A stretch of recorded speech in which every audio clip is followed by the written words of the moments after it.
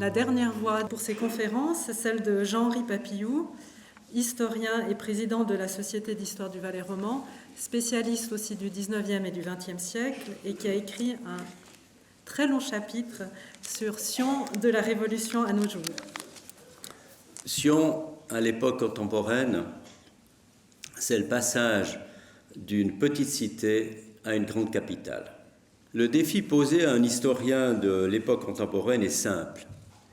Essayer d'expliquer l'évolution d'un bourg qui passe de 2000 habitants à 1800 à une agglomération de 35 000 habitants, et cela dans un temps de 8 générations environ. Vous avez ici la superposition de la carte en rouge de 1800 et puis de la carte topographique de 2016. Et cela nous donne l'image du changement. À différentes époques, on pourrait d'ailleurs reprendre la constatation faite par le docteur Bonaventure Bonvin en 1860. Si mes ancêtres revenaient au monde, ils se demanderaient où est la ville de Sion. Ils ne pourraient la reconnaître qu'au château de Valère et de Tourmillon. Formellement établi comme le chef-lieu politique du Valais, avec des autorités qui siègent en permanence depuis la Révolution valaisanne de 1798, la cité évolue sur ce plan aussi. Il y a d'abord la capitale politique. Les révolutions libérales radicales de 1839-1848 augmentent le rôle de l'État dans l'organisation et le fonctionnement de la société. Au centre des conflits, comme elle est au centre du Valais, Sion fait l'équilibre. Pour être digne de son rang de capitale, elle est embellie, disent les contemporains, par la démolition des remparts ouest, sur lesquels sont construits dans un bel alignement des bâtiments à caractère religieux, l'évêché, le couvent des Ursulines en particulier. Son statut définitif de capitale politique est marqué en 1848 par la prise de possession du couvent-pensionnat des Ursulines.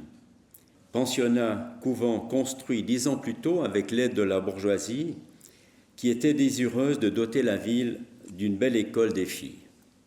À partir de ce moment-là, le gouvernement du Valais est bien installé dans un magnifique bâtiment, il est toujours aussi beau. Avec toute l'administration cantonale, il passe de 12 pièces qu'il louait à la préfecture à 37 pièces dans un bâtiment qui lui appartient désormais. La constitution valaisanne du 10 janvier 1848, et c'est ça la grande révolution politique, donne à tous les Valaisans domiciliés dans une commune le droit de participer aux affaires de la cité après un séjour de 2 ans. Un conseil municipal est constitué. Dans les communes où les bourgeois sont minoritaires, c'est évidemment le cas à Sion, qui compte un bourgeois pour 5 habitants environ, une bourgeoisie séparée est établie. Son rôle principal, c'est la gestion des biens communs qui appartiennent aux seuls bourgeois. Une transaction, dont vous avez le titre à l'écran, importante entre les deux conseils est signée le 28 avril 1854. Elle délimite les biens qui sont du ressort de la bourgeoisie et ceux qui sont du ressort de la municipalité. Seule la municipalité a le droit de prélever des impôts, mais elle a aussi toutes les charges de la société sévignoise dans son ensemble.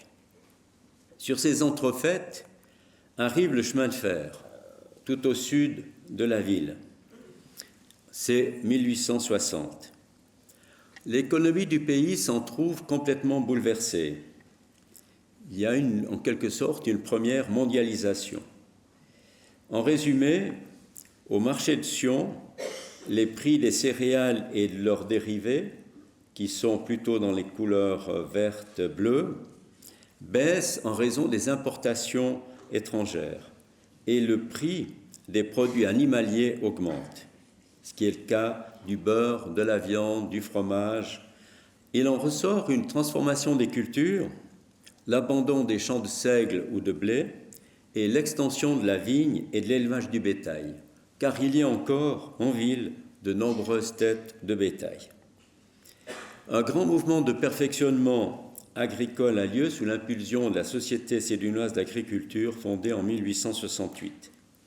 C'est aussi la période du grand endiguement du Rhône qui va améliorer les immenses terrains que la bourgeoisie possède en plaine. Néanmoins, cette bourgeoisie doit ouvrir plus largement ses portes aux habitants perpétuels, aux apatrides et aux illégitimes qui n'ont pas de droit de cité reconnu. Là, c'est la Constitution fédérale qui impose que tous les habitants de la Suisse qui n'ont pas de certificat d'origine, qui n'ont pas d'origine connue, soient intégrés dans une bourgeoisie. Entre-temps, des mesures sont prises pour embellir la ville. Après avoir percé la rue de Lausanne, on améliore la promenade du Nord, que vous voyez à droite de l'image, cette promenade du Nord, et on construit l'avenue de la Gare, que vous voyez bordée de petits arbres. Une petite rivalité s'instaure entre la municipalité qui construit la Grenette et la bourgeoisie qui construit le casino, mais une rivalité stimulante. Le canton et son administration sont aussi en progression. Il force un petit peu la porte avec l'article 22 de la Constitution de 1875 qui tient en deux petites phrases. Sion est le chef-lieu du canton et un décret déterminera les prestations qui lui incombent. C'est évidemment là que le bas va blesser. Les députés au Grand Conseil se trouvent à l'étroit dans la grande salle de l'Hôtel de Ville, où ils siègent déjà au XIXe siècle. Ils continuent à siéger. Ils suivent donc le Conseil d'État et décrètent que la ville de Sion doit fournir gratuitement à l'État les locaux nécessaires et reconnus convenables par lui pour le Grand Conseil, la Cour d'appel et de cassation et leurs archives, ainsi que pour l'Arsenal. Évidemment, les Sédunois poussent des hauts cris. Le Conseil municipal est outré. Il dépose un recours au tribunal fédéral, mais ce recours est rejeté le 3 novembre 1883. Puis les choses se tassent. Et lorsque le Conseil d'État propose d'occuper et de transformer l'Arsenal, qui était en fait un bâtiment qui longeait le palais du gouvernement au début de la rue de Comté, c'est le Grand Conseil qui ne veut pas engager des dépenses excessives, préférant rester finalement à l'Hôtel de Ville. Sion, à la belle époque, n'est pas pionnière dans le domaine des équipements de la modernité. Certes, elle introduit l'éclairage des rues au gaz, le 8 janvier 1868, d'ailleurs une cérémonie grandiose qui est décrite dans le livre, mais pour le reste, elle prend du retard. À la fin du siècle, la question de l'eau devient un enjeu important. En 1892, une pétition réclame à la municipalité de l'eau de qualité et en suffisance. Alors que Martigny inaugure l'éclairage à l'électricité en 1891, à Sion, on reste prisonnier d'un contrat qui donne l'exclusivité de l'éclairage à la Société du gaz. Arrive alors une famille de capitaines d'industrie, Louis Dumont et son fils Marius. Leur société obtient le droit de distribuer l'eau et l'électricité en ville. Ils prélèvent l'eau de la borgne pour l'amener dans un grand réservoir à Plata au moyen de pompes qui sont actionnées par leur usine électrique sur la borgne. Le projet rapidement mis en œuvre n'est pas à la hauteur des espérances. Une autre idée est alors soumise au Conseil, livrer l'eau des sources de la Saône sous pression pour alimenter 20 fontaines publiques, des urinoirs, de lavoirs publics et un jet d'eau. Le Conseil refuse le projet, mais garde l'idée, et en 1901, la ville établit son propre réseau d'eau potable. Puis elle met en service son service électrique. En 1906, elle crée les services industriels de la ville de Sion, qui gèrent désormais, avec un succès croissant, l'eau, le gaz et l'électricité. L'entre-deux-guerres est une période contrastée, mais contrairement aux idées reçues, ces années de vives tensions permettent de consolider les innovations lancées dans l'euphorie des années d'avant-guerre. Ce sont surtout des investissements importants pour l'éducation des enfants, l'école des filles, que vous avez en image, le projet, l'école des garçons, ainsi que des équipements sportifs, l'ancien stand, la piscine. Grâce aux travaux de chômage, le réseau des routes est amélioré. L'aérodrome est transformé en place d'aviation. Le projet d'un hôpital cantonal qui a été lancé au début du XXe siècle tombe à l'eau et l'hôpital est transféré en 1944 dans le nouvel hôpital d'arrondissement construit à Gravelines. Municipalité et bourgeoisie évoluent à des échelles très différentes. Au début des années 1920, la bourgeoisie tourne avec un budget de 25 000 francs par année et la municipalité 500 000. Durant l'entre-deux-guerres, la bourgeoisie multiplie son budget par 2, mais la municipalité, qui ne veut pas se laisser rattraper, la multiplie par 5. Après la Deuxième Guerre mondiale, Sion entre dans une période de développement extraordinaire. Les changements sont importants et touchent tous les aspects de la ville. Les défis qui s'imposent aux édiles sont nombreux, à commencer par celui d'une croissance démographique qui bouscule tout. Vous le voyez, l'augmentation de la population sédunoise s'accélère. Durant le XIXe siècle, le nombre d'habitants de la capitale évolue à l'image de celui du canton. Puis, on le voit, la croissance de Sion est de plus en plus supérieure à celle du Valais. La population actuelle de la capitale, 37 000 habitants, a doublé depuis 1960 et elle est 12 fois plus nombreuse qu'en 1800. La ville s'affirme comme le centre d'un vaste réseau. Elle s'unit à la petite commune de Bramois en 1968. Vous en avez une image de l'année qui précède la réunion. Puis en 2012 à Salins et 2017 aux Agettes. L'arrivée de l'autoroute à Sion en 1988 provoque une petite révolution. Dès 1963, le tracé est connu et les expropriations sont effectuées.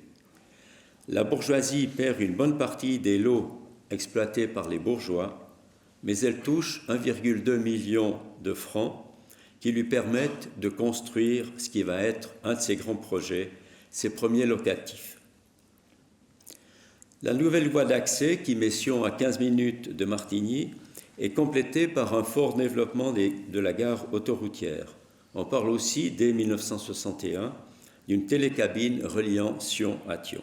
Il y a surtout un pacte historique entre la bourgeoisie et la municipalité qui modifie substantiellement, en 1958, la Convention centenaire de 1854. Les négociations durent 6 ans et aboutissent à un accord valable 99 ans. En contrepartie de l'exonération des charges scolaires, la bourgeoisie verse un montant de 700 000 francs à la ville sous la forme de terrains convoités par la municipalité dans le quartier Sougar. Elle en a besoin pour accueillir des industries. L'hôpital est ici aussi un marqueur de l'évolution de l'agglomération. Il se développe et lorsque les agrandissements ne sont plus possibles à Gravelines, il est installé au milieu de la plaine de Champ-Sec. Sourions maintenant avec le rêve olympique de Sion. En 1962, le conseil municipal décide de présenter la candidature de Sion-Valais pour l'organisation des 10e Jeux olympiques d'hiver de 1968.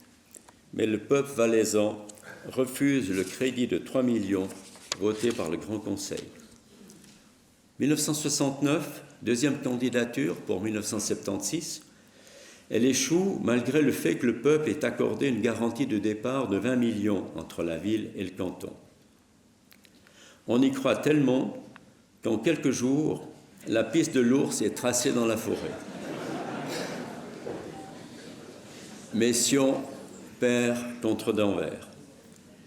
La troisième candidature pour les Jeux de 1980 échoue aussi, puis ce sera la quatrième de 1995 pour les JO de 2002. suivie de la 5e en 1999 pour les JO 2006. Tout le monde croyait en Sion, mais ce sera Turin. À la 6e de 2017 pour les Jeux de 2026, le peuple valaisan rejette le soutien financier du canton et enterre le rêve olympique. Pour ceux qui lisent la presse, c'est peut-être provisoire. En conclusion, j'observe que le pari de la formation est un front plus prometteur. Après les écoles primaires du XIXe siècle, les secondaires des années 1950, puis le collège, arrive l'école des ingénieurs en 1988. La capitale l'emporte sur les autres villes candidates, mais elle doit assurer le 20% des frais de construction et d'exploitation.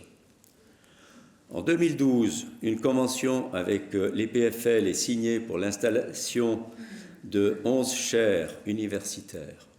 La ville participe pour 10% des investissements. Une collaboration qui renforce et qui révolutionne la formation supérieure en Valais. En misant sur la formation, si on fait un pari sur l'avenir, l'intégration commence à l'école. Elle se poursuit dans les nombreuses sociétés locales et se renforce dans les manifestations culturelles. Ainsi, elle attache à ce coin de terre celles et ceux qui ont planté un jour leur tente pour faire de la ville ce qu'elle est, une capitale qui rayonne dans tous les sens du terme. À la fin de ce parcours au pas de charge, j'espère qu'avec mes collègues, nous vous avons donné l'envie de vous plonger dans les détails de cette histoire en capitale.